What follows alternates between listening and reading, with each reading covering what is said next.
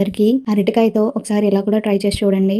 అదేంటో కాదు, veg fish curry. First అరటికాయని వీడియోలో చూపించిన విధంగా కట్ చేసి వాటర్లో ఉప్పు పసుపుతో కడిగి పక్కన పెట్టుకోండి. తర్వాత దాంట్లో కారం, సాల్ట్, ఆయిల్, నిమ్మరసం వేసి కలిపి ప్యాన్లో ఆయిల్ వేసి దాని మీద లైట్గా ఫ్రై అవ్వనివ్వండి. తర్వాత ఒక మిక్సీ జార్లో ధనియాలు, జీలకర్ర వేసి మిక్సీ పట్టాక దాంట్లో ఆనియన్స్ కూడా వేసి మిక్సీ చేసి పెట్టుకోండి. తర్వాత ప్యాన్లో ఆయిల్ వేసి ఆవాలు, మెంతులు, పచ్చిమిర్చి అలాగే ఆనియన్ పేస్ట్ కూడా వేసి బాగా మగ్గాక అల్లం వెల్లుల్లి పేస్ట్ వేసి మగ్గనివ్వండి. తర్వాత దాంట్లో కొద్దిగా ఆవకాయ ఆయిల్ వేసుకోండి.